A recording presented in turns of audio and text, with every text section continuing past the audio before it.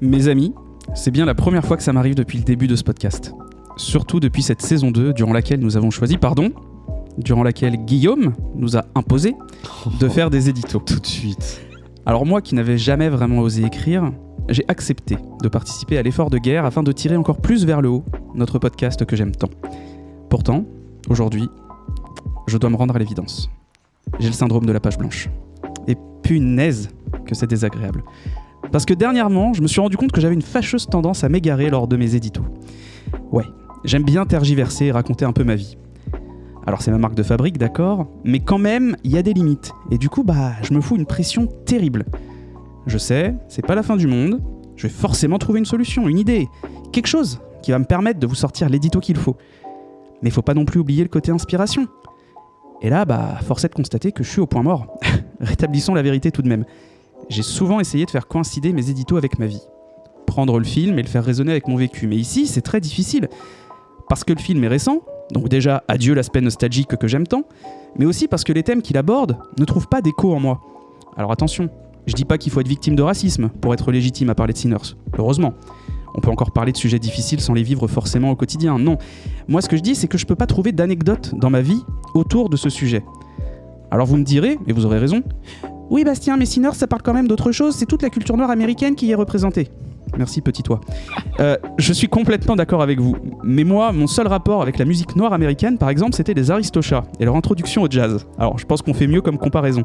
Surtout que là, en plus, il n'est pas question de jazz, mais bien de Delta Blues. Et le Delta Blues, c'est né avant le jazz, et ça fait partie de sa base. Et c'est quelque chose que je ne savais pas, que je ne connaissais pas. Toute la liberté que cette musique apportait au sein de cette communauté, c'est quelque chose dont j'étais pas conscient. Mais qu'est-ce que j'ai aimé découvrir ça. Et en plus, sous le prisme du film d'horreur, s'il vous plaît. Le réalisateur a réussi à raconter quelque chose d'intemporel et de finalement assez universel. Le fait que la musique transcende les âmes, le fait qu'elle réunisse les foules et qu'elle arrive à fédérer le cœur des hommes, même dans ces moments les plus difficiles. Et l'aspect purement fantastique horreur du film et l'imagerie qu'elle convoque, c'est vraiment très intelligent. Il y a ici une certaine réinvention des vampires, déjà, et d'une manière bien plus crédible que ceux de Twilight, par exemple, il y a quelques années. Oui, parce que Pattinson, c'est bien, mais on n'oublie pas le vampire qui brille au soleil. Oui, voilà, c'est pas gentil. Celle-là, elle est pour toi, Guillaume. Mais plus sérieusement, les vampires du film retrouvent ici toute leur aura horrifique. Et c'est vraiment plaisant. Surtout, leur arrivée dans le film raconte quelque chose de la ségrégation. Et je dois dire que, côté fantastique, un peu plus cette fois, tout ce qui est montré avec cette histoire de musique du diable, ces mélodies qui appellent les démons, et tout le folklore autour, ce sont des choses que j'ai toujours aimé voir dans des œuvres de fiction. Donc je vous raconte pas le plaisir que ça a été en découvrant Sinners. Finalement, tous les sujets que le film traite sont hélas toujours autant d'actualité. Et c'est toujours intéressant de voir qu'au travers des films ou de séries, l'époque se montre. Toujours. Et si j'ai plus de mal qu'avant avec les phrases toutes faites comme « toute œuvre est politique », il demeure que toute œuvre est quand même sociétale, d'une manière ou d'une autre. Et Sinners, il déroge pas à la règle, comme vous l'aurez compris. Alors, sans plus attendre, venez découvrir le Mississippi des années 30 avec nous, et entrez dans la danse vous aussi. Générique.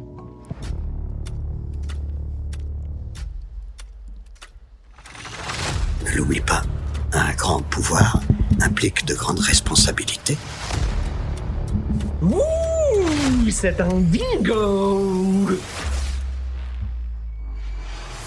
Mais qu'est-ce que vous voulez que ça me foute, vos conneries?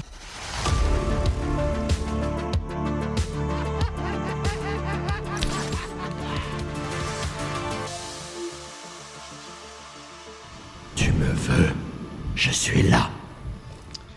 Bonjour tout le monde, bonjour Guillaume. Bonjour Bastien, bonjour à tous. Bonjour, comment vas-tu ? Ça va très bien, on n'est pas du tout fatigué, on vient pas du tout d'un voyage scolaire à Londres, tout ça. Un voyage scolaire qui s'est extrêmement bien passé, si j'en crois ce que tu m'as dit hors micro, hors enregistrement. C'était merveilleux. Écoute, bienvenue à tous, bienvenue à toutes, bienvenue à toi. On est de retour pour vous jouer à mauvais tour. Oui. Et on va parler de Sinners aujourd'hui, vous l'aurez compris. Tout à fait. Pêcheur chez nos amis québécois. Ah oui, faut pas l'oublier, c'est ça que ça veut dire. J'avais oublié ça. Du coup, un film réalisé par Ryan Coogler, sorti le 16 avril 2025, le jour de l'anniversaire de ma petite sœur, chez nous, et le 18 avril de la même année aux États-Unis d'Amérique. Du coup, Ryan Coogler, c'est son premier long métrage et son premier succès, ça arrive en 2013 avec Fruitvale Station, déjà avec Michael B. Jordan, Creed avec Michael B. Jordan, Black Panther 1 et 2 avec Michael B. Jordan, et donc Sinners avec Michael B. Jordan. Donc j'insiste un peu là-dessus parce que c'est quelque chose que j'aime beaucoup, voir des duos de réalisateurs et d'acteurs qui se suivent un peu. Et faut savoir, j'ai fait une petite recherche quand même, avec 5 films en collaboration, ils arrivent juste derrière Cillian Murphy et Christopher Nolan, et le duo Tarantino-Samuel L. Jackson, ou encore Scorsese et DiCaprio, qui ont tous collaboré sur 6 films, même si DiCaprio et Scorsese vont passer le cap du 7e avec What Happens at Night, qui est prévu prochainement. Petite anecdote quand même sur ce sujet, le duo le plus prolifique en termes de collaboration au cinéma, c'est Akira Kurosawa et Toshiba Mifune, qui ont fait 16 films ensemble. Ah ouais. Voilà, c'est quand même assez... Bon, on peut imaginer que Coogler et Jackson vont avoir l'occasion de refaire des choses ensemble. Coogler et Jordan. Et Jordan, pardon. Ça va bien se passer. Il est fatigué. Mais j'ai l'impression que je vous le dis à chaque fois qu'il est fatigué, mais tout va bien se passer. Non, parce qu'en fait, j'avais juste le mot Michael devant et instinctivement, c'est Jordan qui est venu. C'est terrible. Bah non, c'est Jackson qui est venu. Oh là là. Oui, mais non, mais c'est pas logique. En plus, parce qu'il s'appelle Samuel. Oui, mais parce qu'il y a beaucoup. On parle que du film de Michael Jackson. Ah oui, habile. Ça. C'est vrai. Voilà. Allez, bon, recentrons-nous sur Sinners. Sinners, un budget estimé entre 90 et 100 millions et un box-office de 366,7 millions environ, dont 1,80 millions d'entrées en France. Donc un joli succès commercial, mais aussi critique, avec un score métacritique, s'il vous plaît, de 84 sur 100.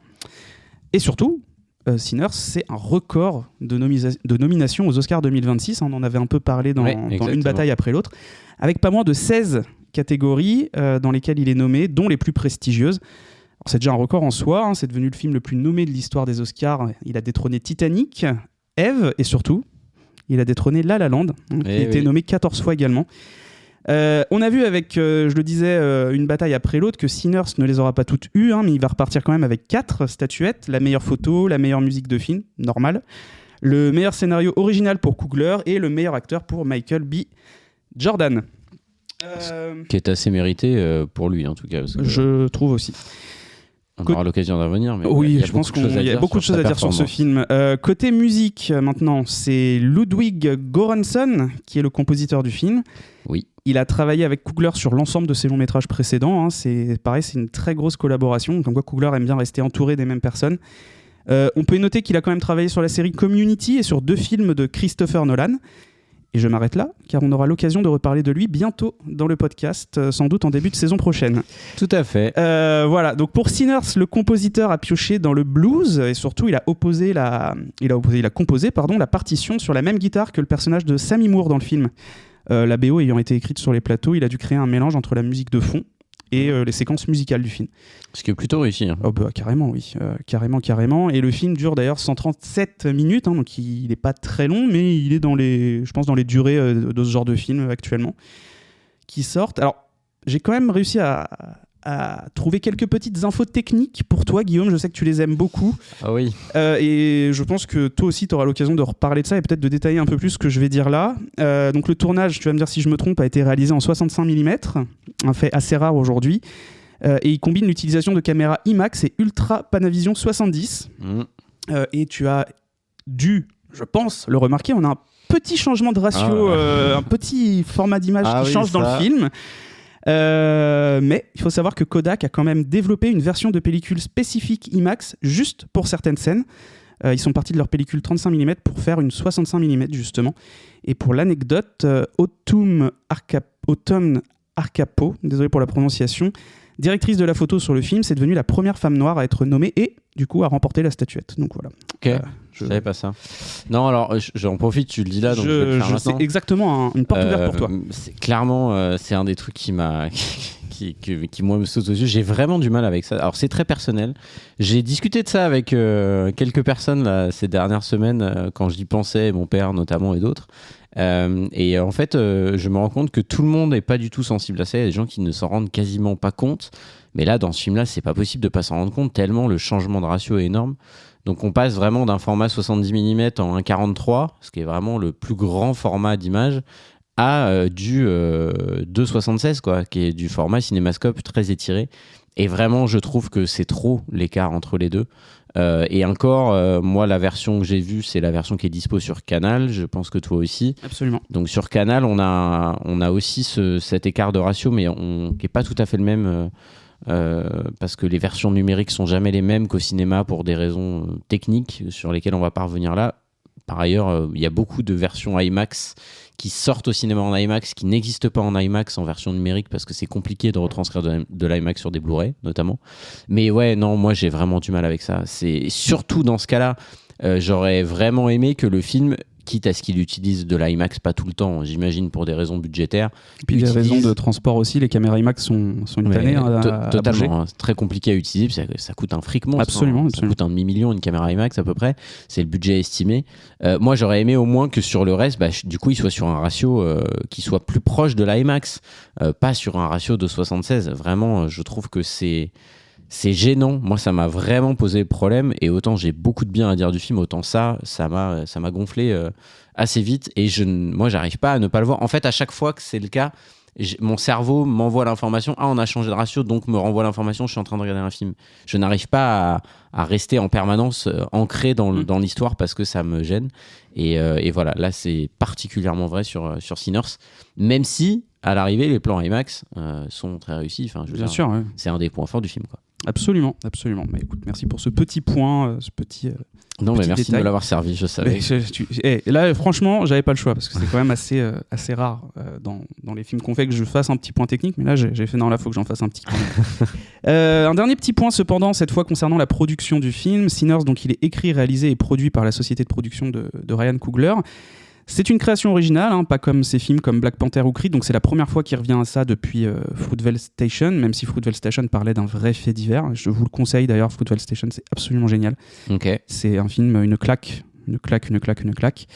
Mais du coup, pour la distribution du film, il y a une bataille qui s'est jouée en coulisses et qui a finalement été remportée par Warner Bros. Studio, mais au prix d'un contrat très spécifique. En effet, un type de contrat très old school à Hollywood et qui est devenu assez rare aujourd'hui. Donc du coup, Coogler, il a gardé tout contrôle créatif sur son film. Donc il a le final cut. Okay. Il touche une part sur le film dès le premier dollar engendré. Et surtout, le plus important, paradoxalement, il récupère les droits de son film dans 25 ans. Ce qui n'est pas le cas normalement. Normalement, les studios, l'œuvre n'appartient plus au réalisateur une fois qu'ils ont choisi le studio qui va distribuer le film dans les cinémas.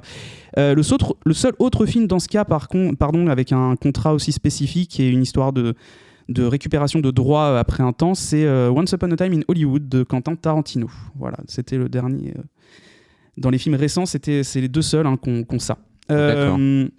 Je me demande, je fais une aparté, alors c'est à vérifier, mais je crois que c'était un peu une des raisons du conflit qui a opposé et fini par séparer Christopher Nolan de Warner.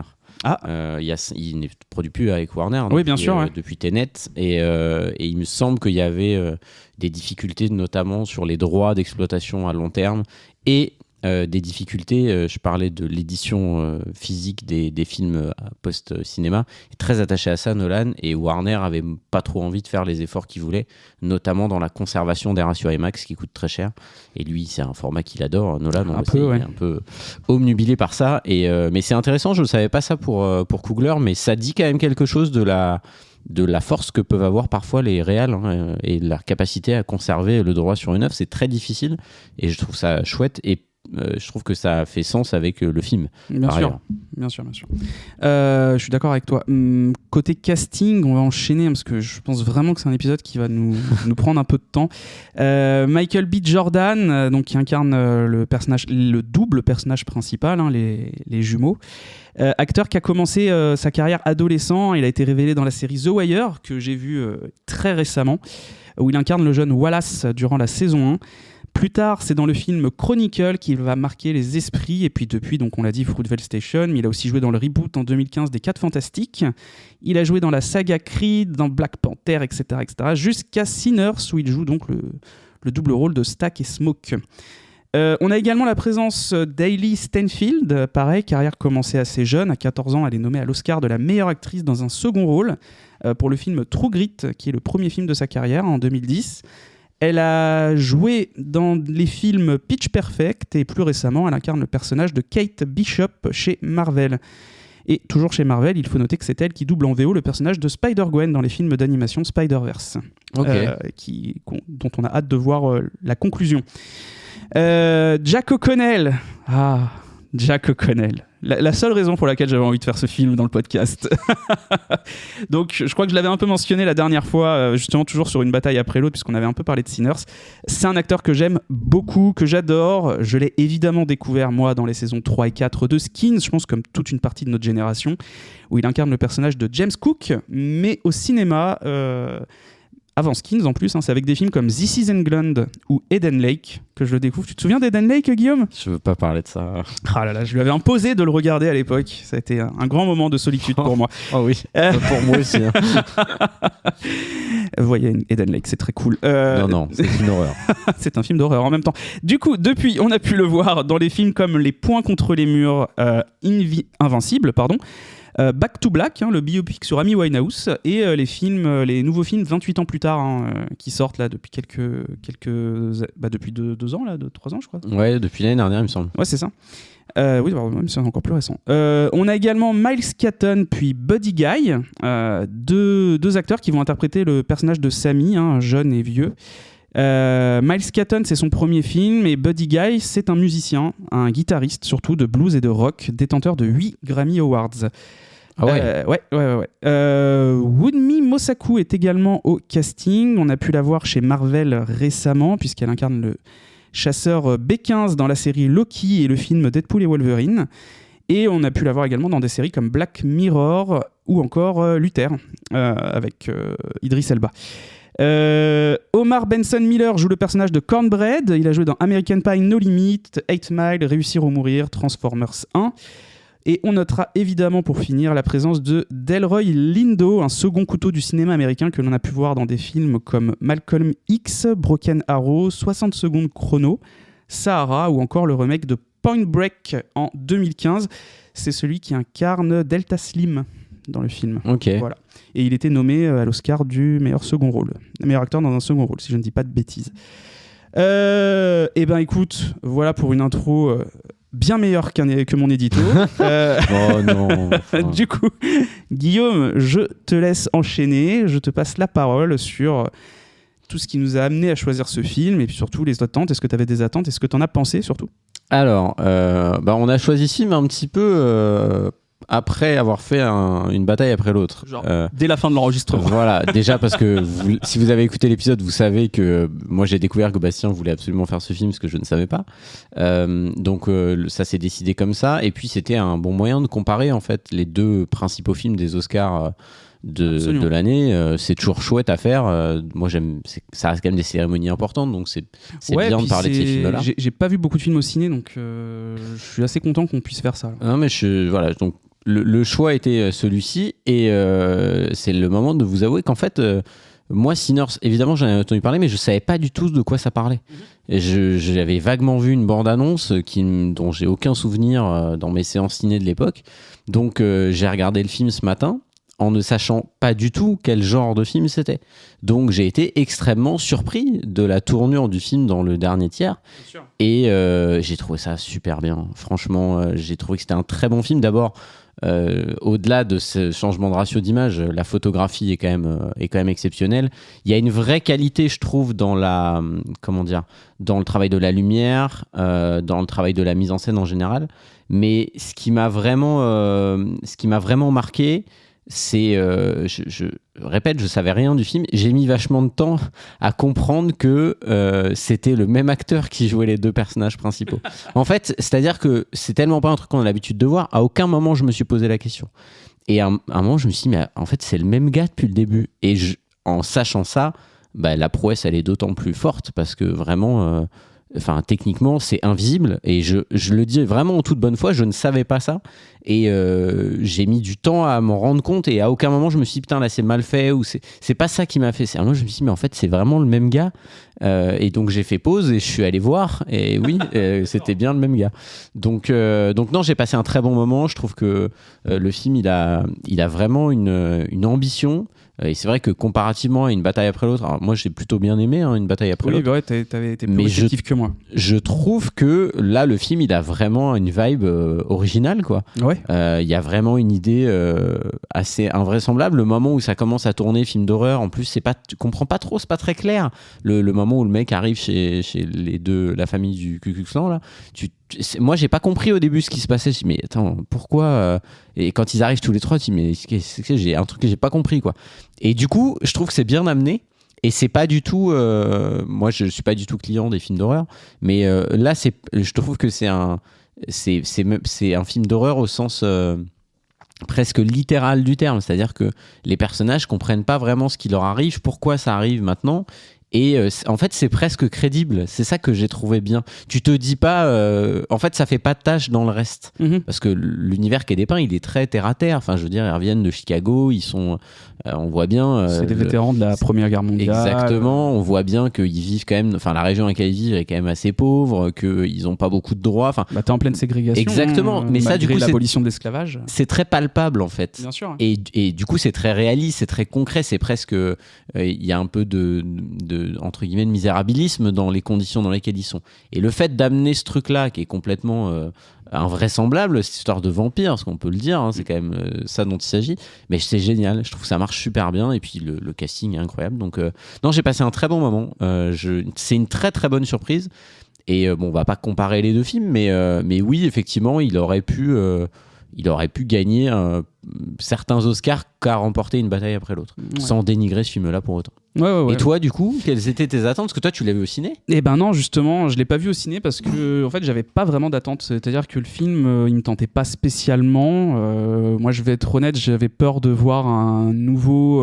Je savais pas du tout que c'était un film d'horreur fantastique, un peu, etc. J'avais vraiment peur de voir un film un peu à la 12 Years a Slave. Un énième film sur l'abolition de l'esclavage aux États-Unis. Tu vois, il y en a encore un, je crois, 1 an après la baffe de Will Smith aux Oscars avec Will Smith. Je l'ai pas vu, je vais pas dénigrer l'aspect purement cinématographique du film, mais surtout l'aspect historique qu'il dépeint. J'avais pas envie de voir un énième film parler de ce sujet. Je trouve que ça a été très bien fait dans plein d'autres films. Tu prends... Et en fait, je voulais un truc un peu original, j'avais peur que ce soit pas le cas. Tu vois, en termes d'originalité, je trouve que Django Unchained, qu'on aime ou qu'on n'aime pas, le dépeint justement l'esclavage aux États-Unis, la traite des Noirs d'une manière beaucoup plus originale, encore une fois. Donc, du coup, moi, j'avais pas envie de voir le film à l'époque. Et puis en fait, c'est à force de voir que tout le monde en parlait, et puis surtout quand j'ai appris qu'il était nommé 16 fois, j'ai fait je suis intrigué.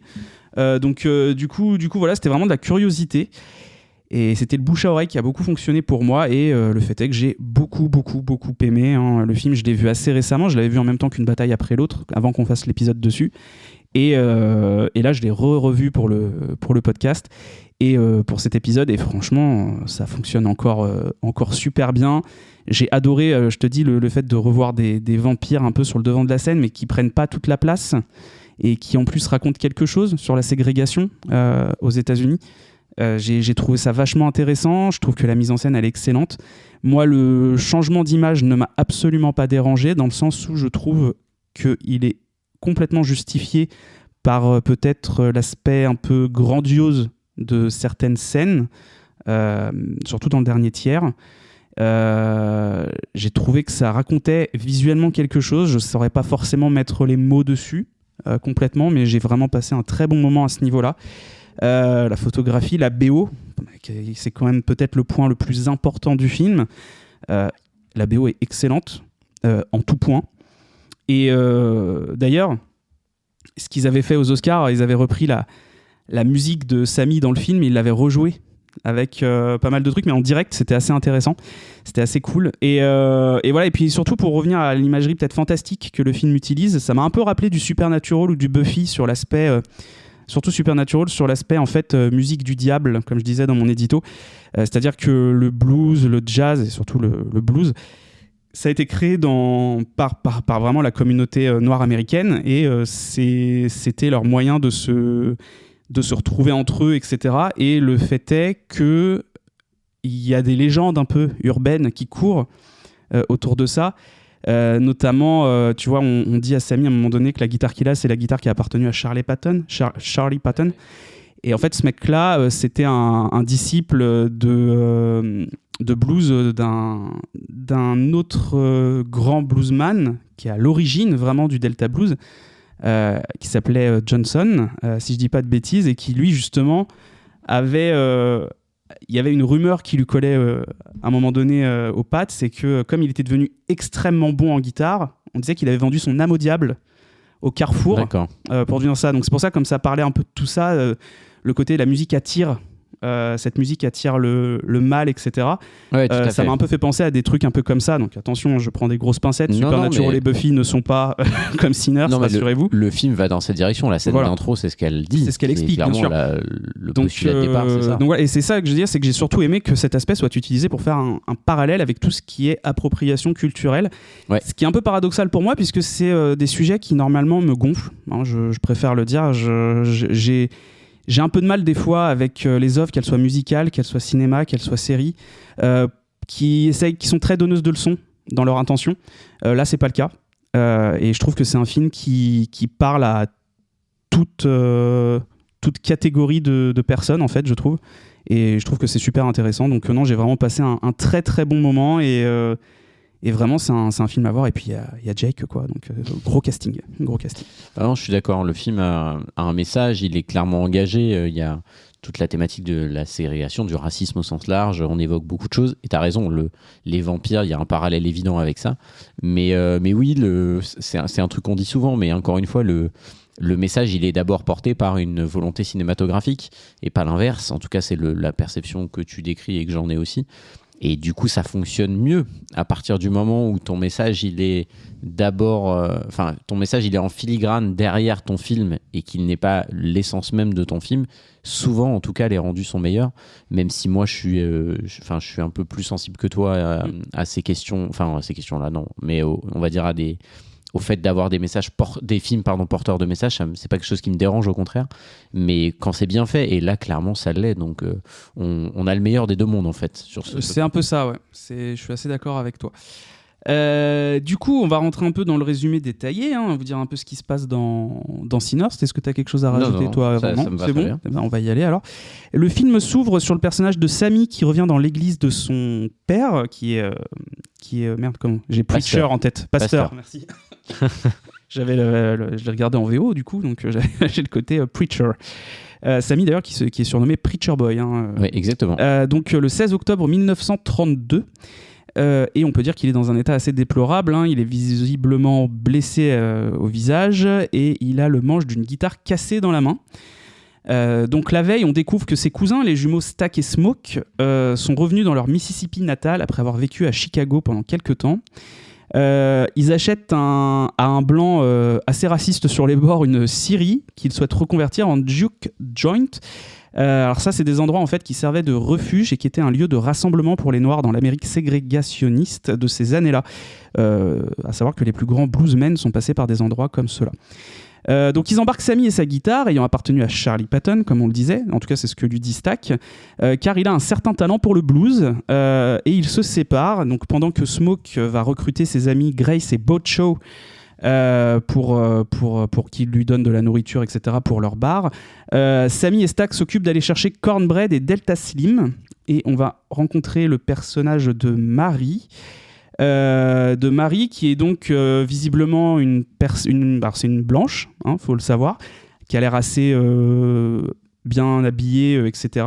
Et en fait, elle a pas l'air d'être du même milieu social. Voilà, c'est ça que je veux dire. Elle est issue d'une condition plus favorable, on va dire. C'est ça.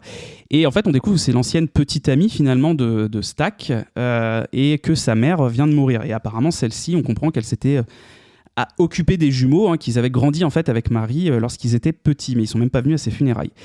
Du coup, Marie le confronte à ce niveau-là, et Stack l'envoie un peu chier pendant que du coup il recrute avec Sammy Delta Slim.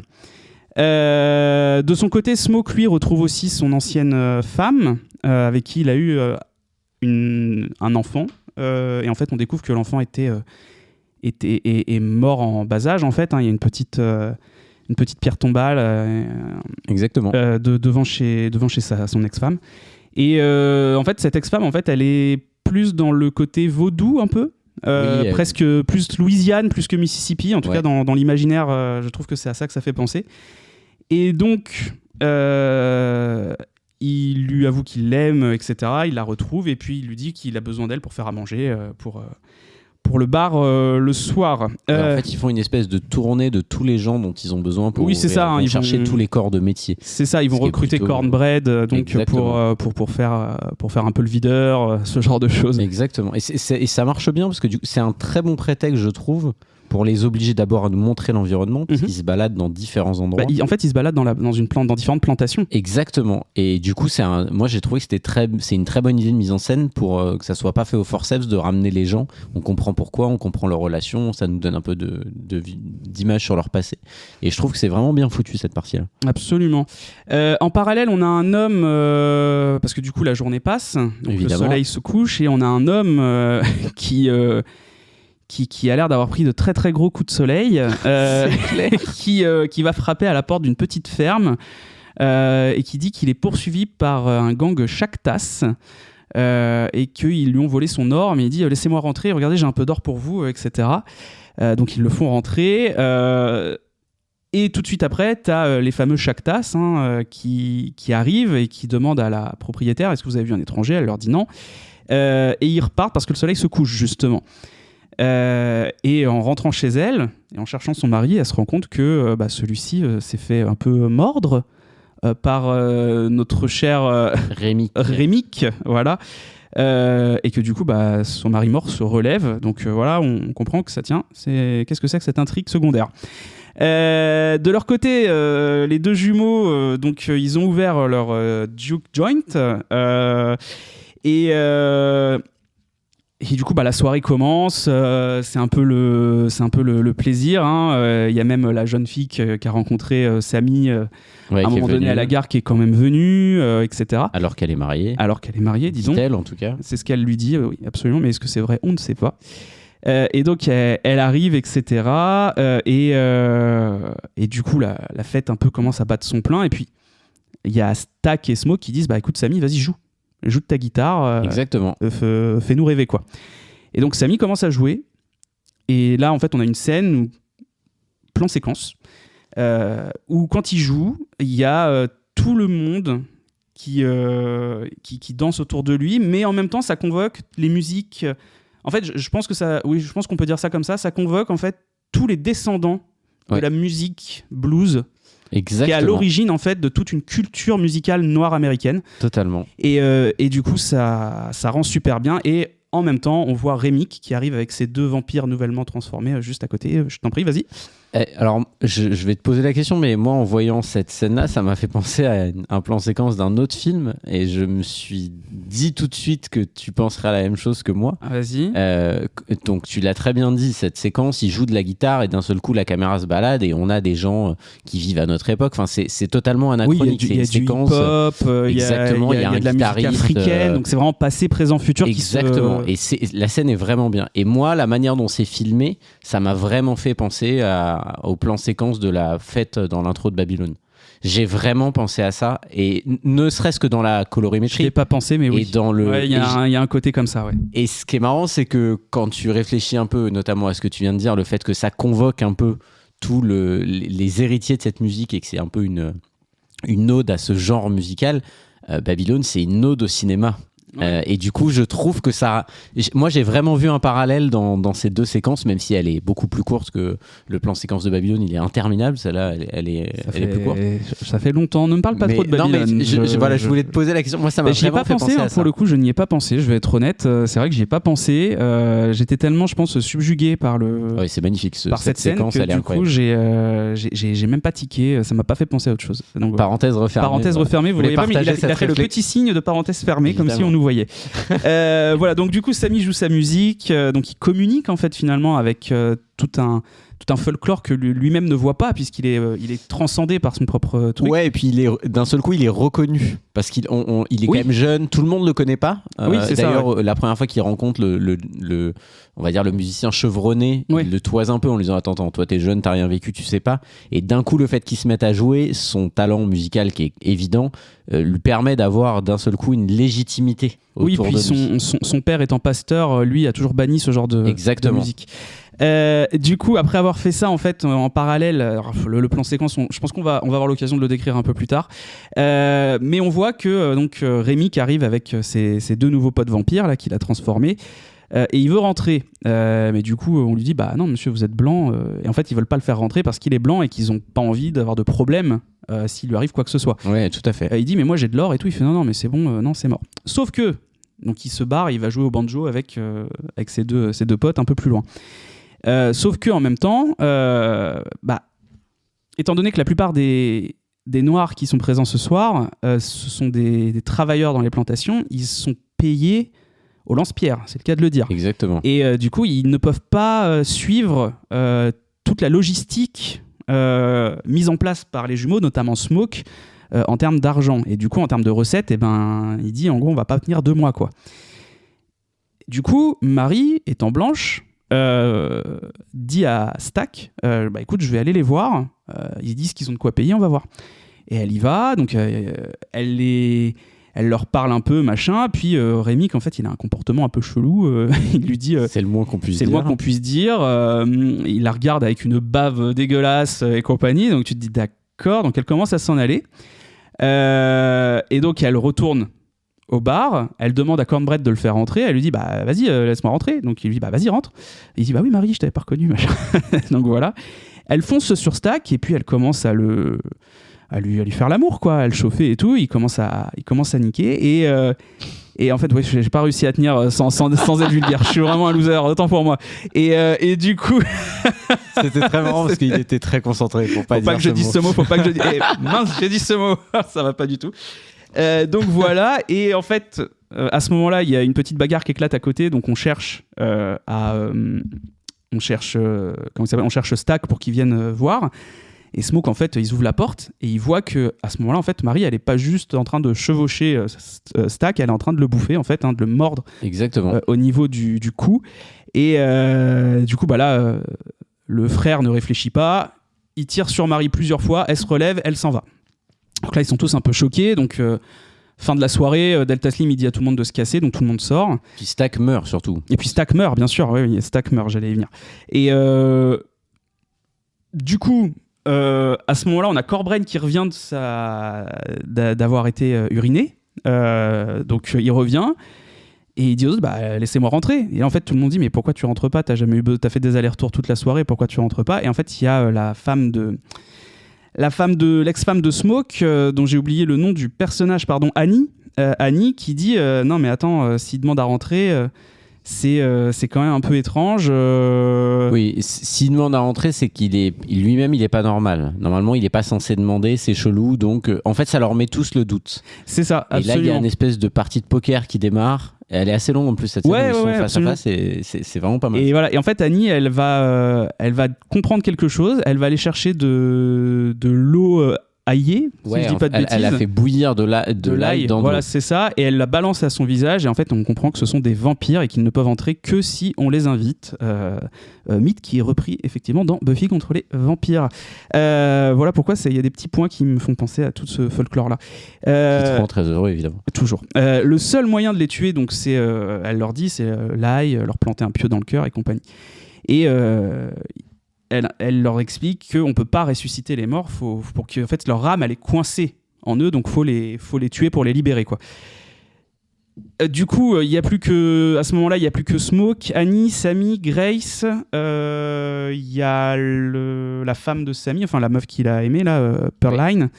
Et en fait, il y a le mari de Grace, Beau, qui arrive et qui dit bah écoute, de toute façon, si tu viens pas avec nous... Non, c'est Rémi, parce qu'en fait les vampires sont tous liés. Oui, c'est ça. Et en fait, quand tu en mords, tu prends tous les souvenirs de la personne. Exactement. Et donc Rémi qui dit mais Grace, moi je sais tout de toi, je sais que que vous avez une fille, et de toute façon si tu sors pas et que tu nous dis pas de rentrer, moi je vais aller la manger. Donc en fait c'est quoi le problème ? Donc là Grace évidemment elle dit laissez-moi sortir. Voilà, elle dit laissez-moi sortir, puis d'un coup elle dit non mais écoute, venez bande de... En VO c'est très stylé ce qu'elle a fait. Come in you motherfuckers. Ouais, totalement. Franchement c'est absolument génial. C'est très très bien. Ouais. C'est très très bien. Et donc là on a le changement de ratio qui est stylé, où on est à la caméra derrière les héros, les survivants, la porte qui s'ouvre en grand et le ratio qui devient un énorme immense. Et du coup voilà, donc là une bataille se crée. Finalement on a évidemment un petit face-à-face entre les deux frères jumeaux. Et en fait, Rémic, le vampire alpha, leur avait dit voilà, non, mais moi je veux Samy parce que comme ça, il peut m'amener tous mes amis. En fait, il peut convoquer tous mes amis, etc. Donc c'est ça qu'il veut. Donc Smoke, il dit à Samy mais fuis. Finalement, je sais pas si je m'arrête là aussi. Je continue un peu. Oh, comme tu veux. Je sais pas. Bref, le combat, il y a un combat entre Smoke et son frère Stack. Ouais. Samy, de son côté, se retrouve face à Rémic. Où Rémic lui dit tu vas voir, tu vas t'amuser avec nous, tu vas chanter pour moi, machin. Et je vais m'arrêter là. Voilà, je vais m'arrêter là. Guillaume. Oui, Guillaume.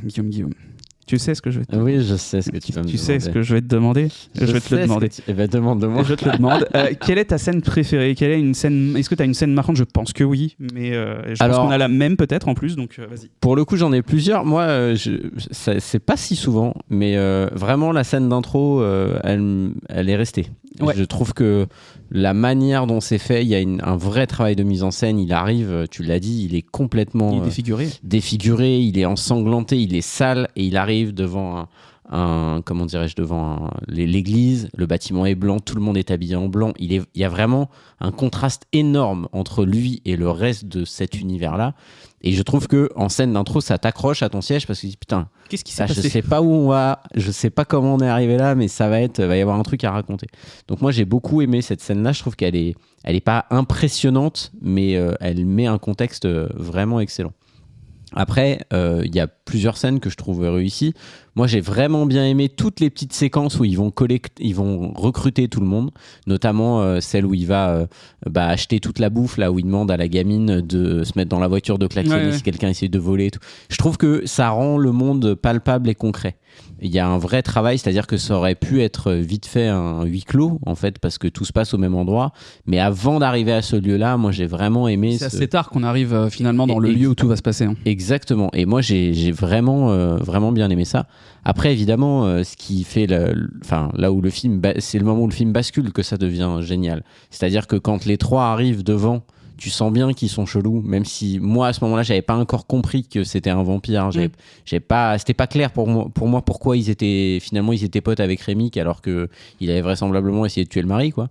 Mais j'ai vraiment pas compris que le mari s'était relevé. Tu pensais qu'il était juste non, vivant, mais je pensais qu'il s'était battu, mais c'était pas clair pour moi que c'était un vampire. Vraiment, encore une fois, au moment où je vois cette scène-là, j'ai aucune idée que ça va être un film d'horreur. Pour moi, ça va être un film à la Tarantino, c'est-à-dire j'attends à ce qu'il y ait une bagarre et le Ku Klux Klan qui arrive, quoi. Pour moi, ça allait être ça la thématique, quoi. Et c'est vrai qu'à partir du moment où ils arrivent, le fait que toi, en tant que spectateur, tu comprennes pas forcément ce qui se passe, que les gens qui sont là sont un peu entre deux de est-ce qu'on les fait rentrer parce qu'on a besoin de fric mais en même temps on veut pas les faire rentrer parce qu'ils sont blancs, donc on a quand même un peu un doute de pourquoi ils sont là. En fait, moi ça raconte vraiment quelque chose quand même, hein, et puis en termes d'atmosphère, c'est génial. Bien sûr. Je trouve vraiment qu'il y a d'un coup le film est un peu à l'arrêt. Il y a un truc de tu sens qu'on arrive rétrospectivement à un carrefour de est-ce qu'on reste dans un film classique ou est-ce qu'on part vers du n'importe quoi. Et moi j'adore le moment une fois que vraiment le bordel est enclenché, quand celui qui leur sert de videur se trahit, devient taré et il essaye d'attaquer une première fois, il fait vraiment un mouvement hyper rapide et c'est très stylé. Puis quand il lui tire dessus, quand il se relève, il a la tronche, la mâchoire décrochée. Visuellement c'est impressionnant et ça marche hyper bien parce qu'en fait tu vois pas grand chose paradoxalement en plus. Non, mais c'est suggéré, très sombre, mais c'est bien foutu. Et moi ce que j'aime bien, c'est que c'est tous des zombies, et c'est en ça pour moi que ça marche, ils sont pas déshumanisés en fait. Et tu l'as dit, ils ont un côté, ils sont tous connectés les uns aux autres, ce qui m'a évidemment évoqué Pluribus parce que c'est un peu la thématique de la série. Je n'ai toujours pas vu Pluribus, attention. Non, mais tu sais que c'est la thématique quand même. Non. Bon, pardon. Maintenant oui. Franchement, avez-vous déjà vu Pluribus? Non, mais c'est oui. C'est dans les 10 premières minutes du premier J'en ai un à faire. Je vais te raconter comment se termine Breaking Bad, tu vas faire moi le malin. Super. Du coup, je trouve que ajouter cette mécanique-là, ça les rend intéressants. Parce que, en fait, ils sont pas juste. Souvent, on a un peu l'image des zombies. Des vampires zombies qui avaient tout droit et qui veulent. Enfin, tu sais, ils sont pas intelligents. Là, il y a un côté, justement. On confond pas vampires et zombies. Vampires et zombies, ça a toujours été différent. Hein. Je suis d'accord, mais je trouve que la connexion entre eux, ça rajoute un truc parce que non seulement ils font peur, parce que physiquement ils peuvent te tuer, mais surtout parce qu'ils utilisent l'arme psychologique quand ils menacent la nana de lui dire mais moi je sais où elle est ta fille.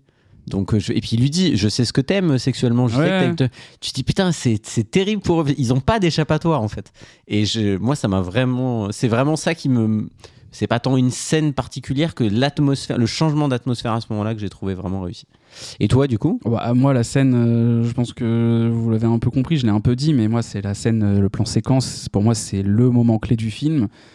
C'est le moment où, narrativement, métaphoriquement, diégétiquement, tout se joue, tout est dit. Et c'est à la fois un moment de pure liberté, au point, justement, que ça brûle. Justement, c'est montré visuellement. Toute la maison brûle métaphoriquement, toute la Syrie brûle métaphoriquement. On est dans le noir complet, il n'y a que le feu et les gens qui dansent à la lumière de ce feu-là, et Samy qui chante au milieu, et on voit les 3 vampires à côté. Moi, toute l'imagerie que ça convoque, tout ce que ça raconte, je trouve ça absolument sublime. Donc j'ai vraiment trouvé cette scène sublime. Encore une fois, j'ai vraiment pas d'autres superlatifs là pour le coup.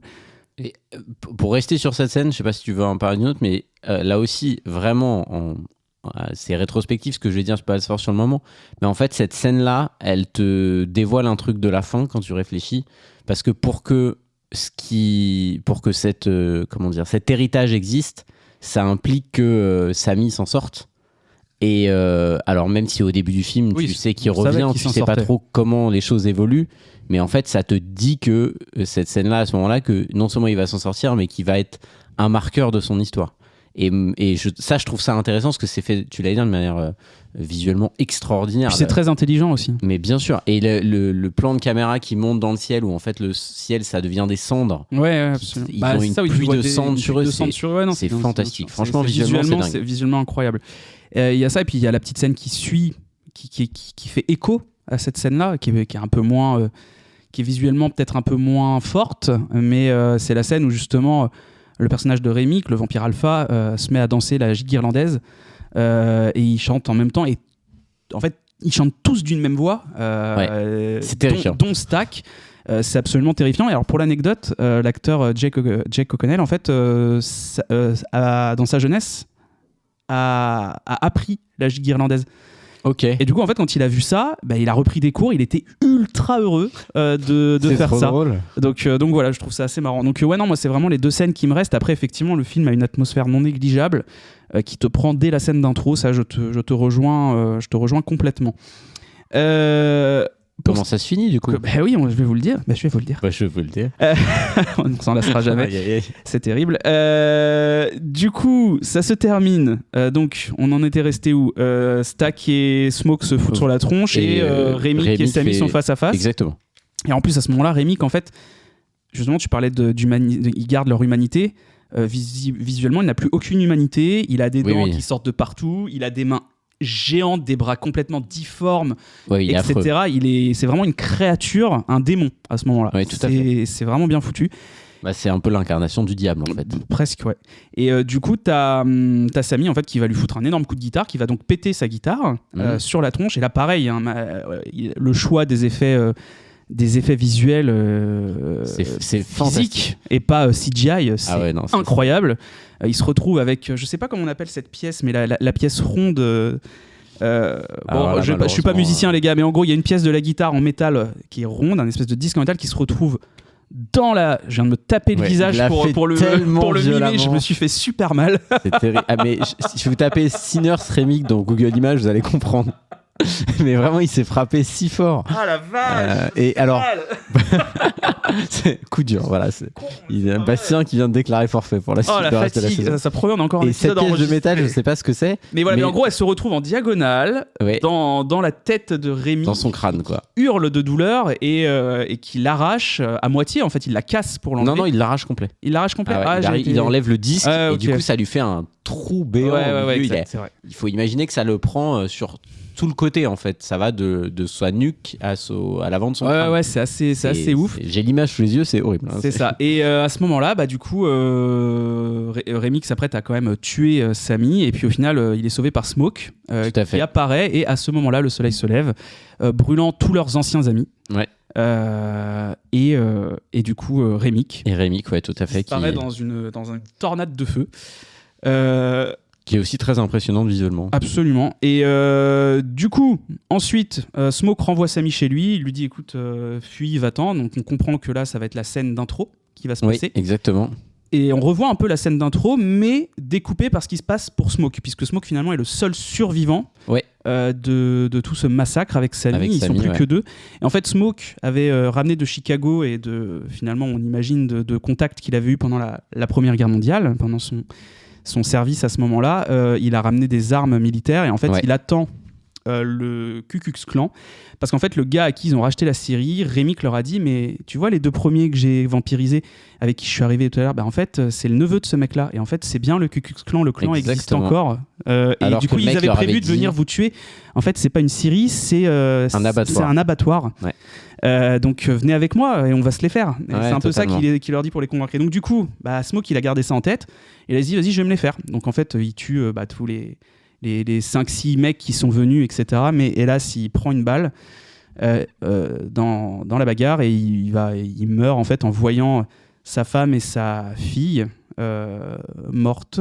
Du coup, il les voit en fantôme, il la prend dans ses bras et on comprend qu'il meurt heureux finalement. C'est extrêmement bien fait. C'est super bien fait. Parce que en fait, je crois que j'aime beaucoup cette scène aussi. Je l'ai pas dit, mais j'avais cette scène-là de noter aussi. Je me permets juste de la détailler sur un point. Il est assis, donc il a une balle dans le ventre, il a une arme à la main et il a devant lui le mec à qui ils ont vendu. Enfin, ils ont le mec qui est en train de mourir aussi, qui est en train de mourir et en gros, il tourne la tête. Faire une clope.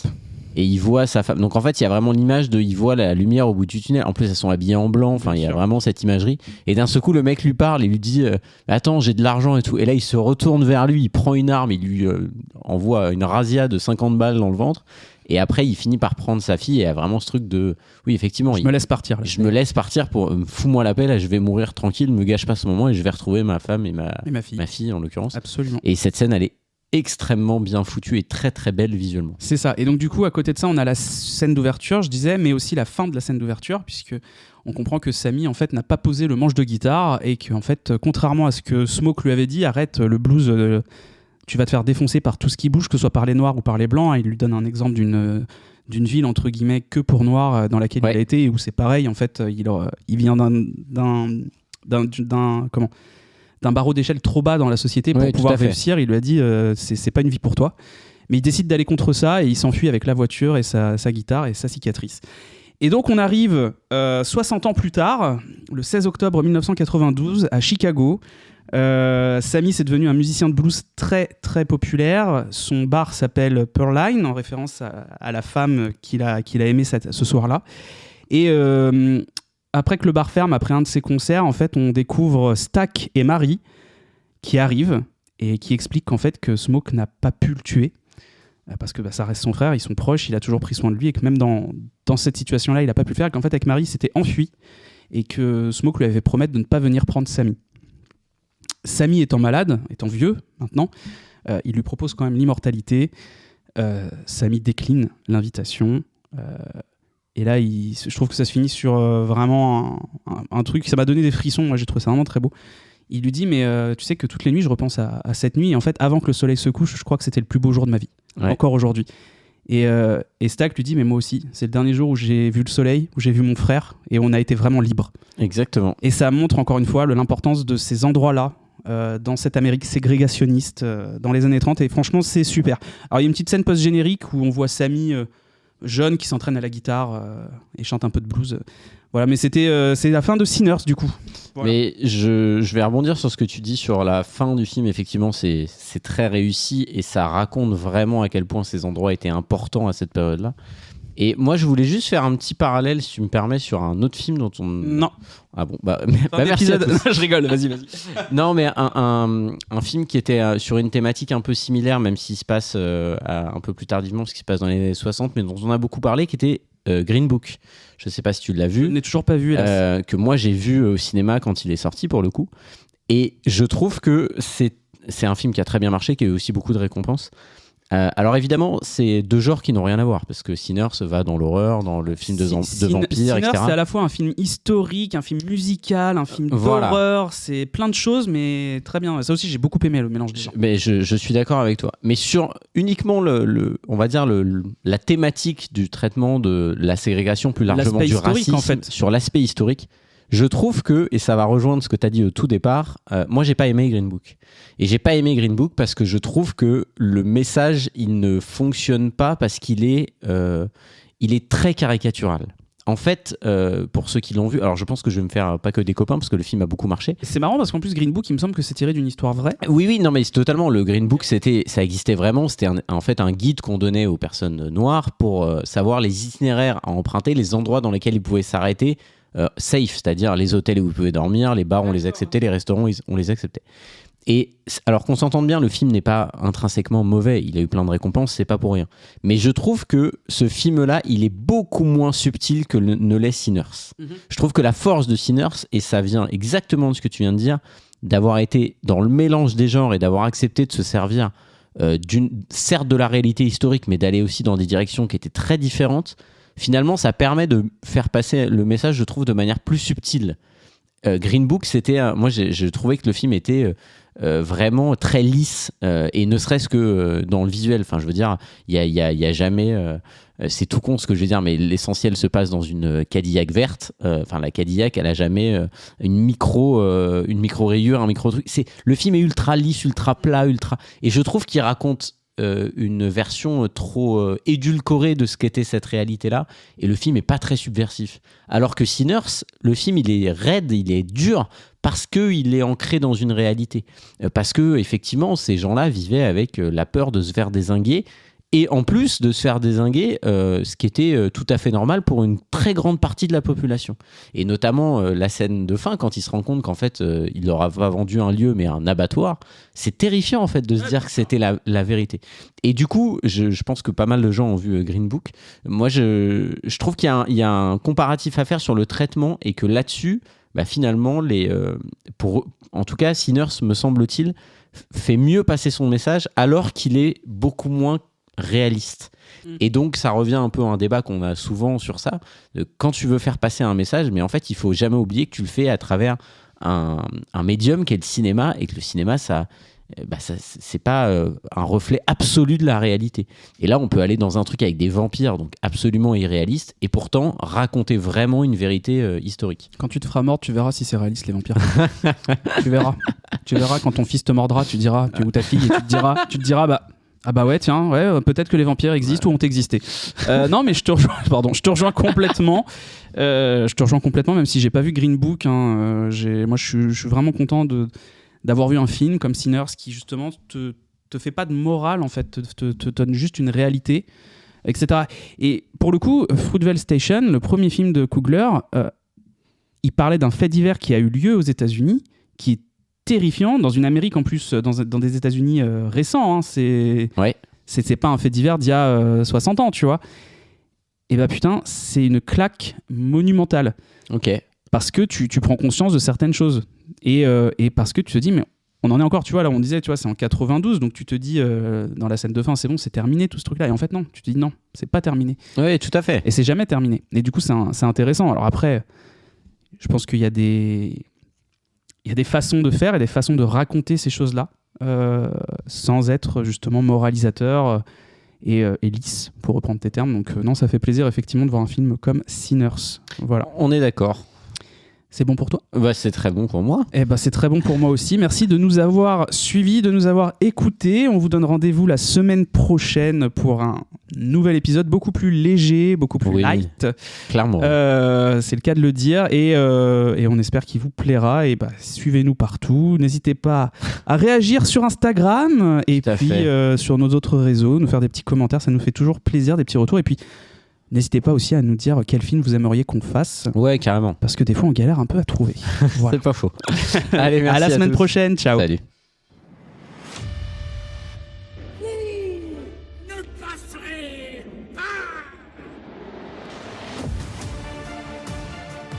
je reviendrai. Tu étais l'élu, c'était toi! À la boulette. Je vous emmerde! Je rentre à mon maison! D'accord, faisons comme ça.